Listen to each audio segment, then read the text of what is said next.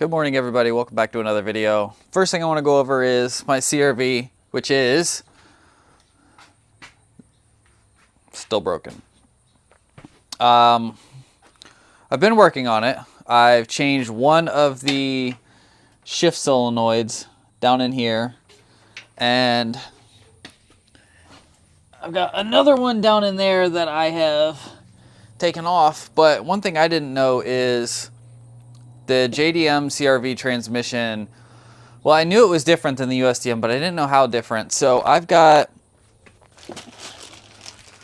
this solenoid that I ordered, which is apparently supposed to go above the last one that I just showed you. That apparently doesn't exist on this transmission, so I got refunded for this one. They haven't sent me tracking info, so I guess I'm keeping it. The one on the top was the same. The one on the bottom is actually different. I had to order it from China. Otherwise, I was going to pay $250 for a shift solenoid, which I don't even know if that's the issue. Because if you guys remember when I was talking about this before, this thing has been having trouble shifting between gears. It's like revving a lot, but it only does it for like 10 or 15 minutes. So I'm assuming one of these shift solenoids either went bad or was like clogged with debris or something. So I've drained and flushed the transmission fluid a couple times. I've replaced that one solenoid and I've got the other one on the way.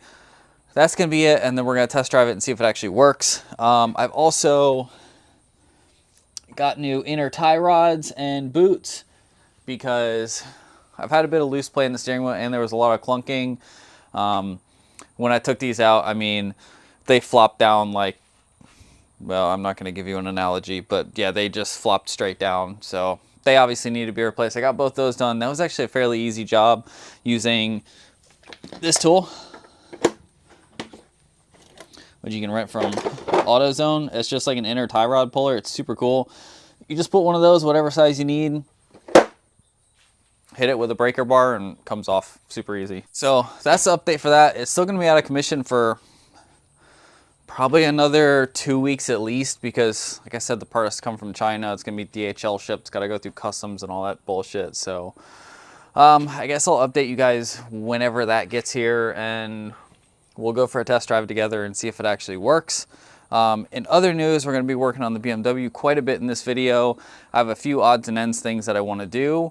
The first of which being, I got a new Bosch voltage regulator in for the alternator. If you guys remember in the last video, it failed its voltage test. It was slightly low. I took the old one out, which actually, let's take this out and compare the two. So holding these, well, let me see where you can see. There you go. So holding these next to each other, you can see this is the old one. And these little, I forget what they're called, but these little prongs that ride on the, I don't know the name of any of this shit.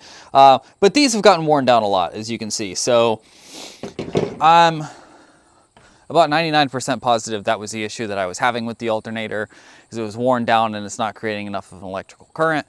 So the new one should fix that. It's literally 2 screws. I don't think I'm going to bother filming it. I mean, it's going to be like a half-a-second video. So I'm going to go ahead and do that. We're going to take it back, get it retested at O'Reilly's. And then the other big thing that, not the other big thing, the big thing that I'm going to do in this video is I'm going to start feeding the wiring harness through. I think I'm to a point on the chassis where I could do that and it not be in the way of anything, which shouldn't. It should just tuck out of the way. But it's in the bin right there, and that's pretty much the only thing in there. But I kind of want to see if there's anything underneath of it, because I still need to find my fuel injectors and a couple of other things that I'm missing and I haven't found yet. So how's the lighting? Let's go over here. Because I don't know what's underneath of it. I still need to find my fuel injectors and a couple of other things that I'm missing. So I kind of want to just get that wiring harness out of that bin and see what else is possibly in there, or just use that bin for something else and give myself some space, because that thing's huge. It takes up a lot.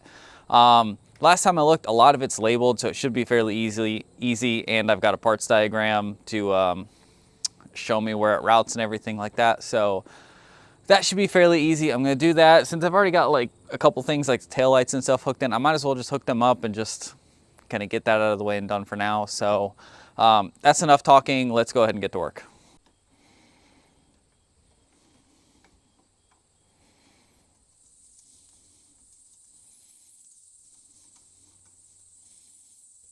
All right, I got the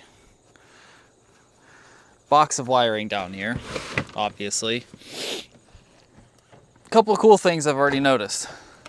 I didn't know I had this fuse panel, so that's good. And it's already loaded with fuses. Well, I don't know if they work or not. Most of them look like they're at least, well, this one's broken. Looks like only one of them might be bad. I don't know about the rest of the big ones, but that's good. And look at this. I've got some yellow fogs, which, let's see, maybe it's this side. Well, no, they don't really work. They're not really the right style, but I could probably make them work. Might look cool.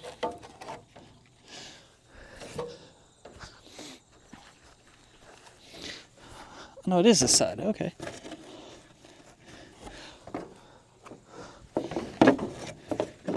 Oh yeah, dude, that'd be so sick.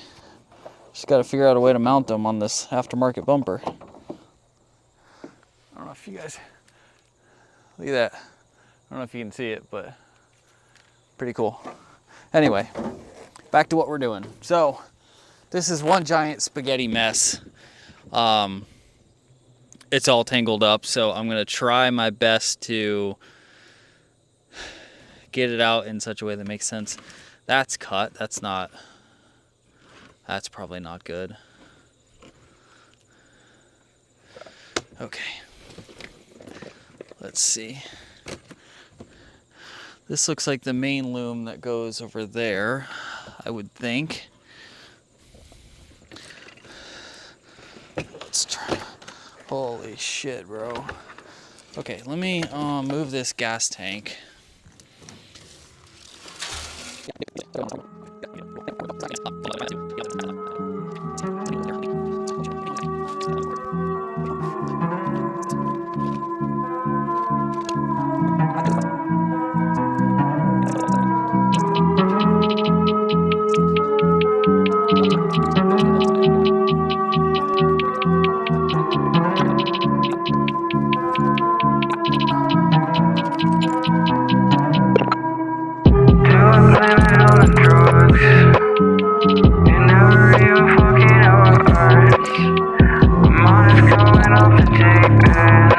I think I should just start feeding it through. I think that's going to be the easiest. So I'm going to move you guys over to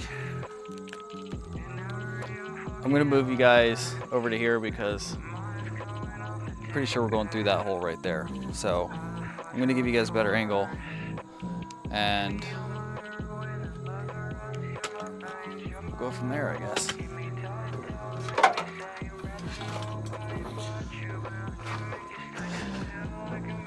The thing is, I don't exactly know where it's supposed to run. Like, I don't know if it comes up here or goes down there or something.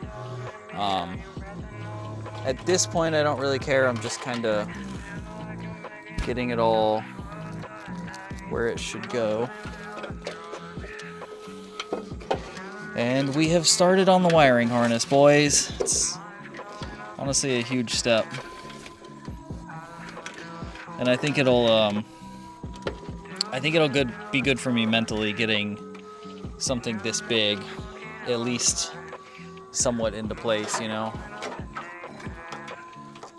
Because it's so daunting just looking at just an empty shell, thinking about everything that you have to do to it. This might be the way to do it, honestly. It's just feeding a little piece by piece at a time.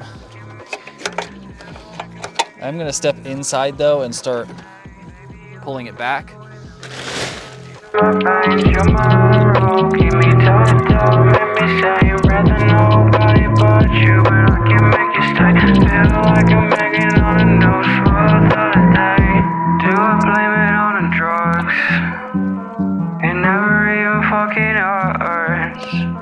My mind is going off the deep end. How the fuck do I feel worse? Do I blame it on the drugs?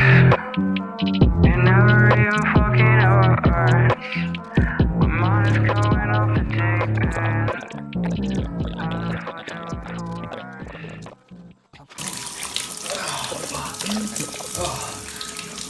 Well, shit, I looked up and saw that the camera was all crooked and it wasn't recording, so I don't know where it left off, but I got everything fed through. Fuse box is now in place. I've got it slid over this bracket. I'm gonna nail a, I'm gonna put a washer and a screw in here to keep this in place. I was originally planning on relocating this fuse panel somewhere like in the car for a cleaner look. I've pretty much decided against that after seeing how difficult that was. I don't feel like redoing a whole bunch of wiring or anything like that. I've got this tucked back here. Looks like this is gonna lay somewhere along here. And then I would guess across over to here, something like that. So it's at least laid in place. I've got everything in the car pulled back. It's not all separated where it actually needs to go just yet, but it's fine for now. So let me go ahead and screw this in real quick. This one I think might work.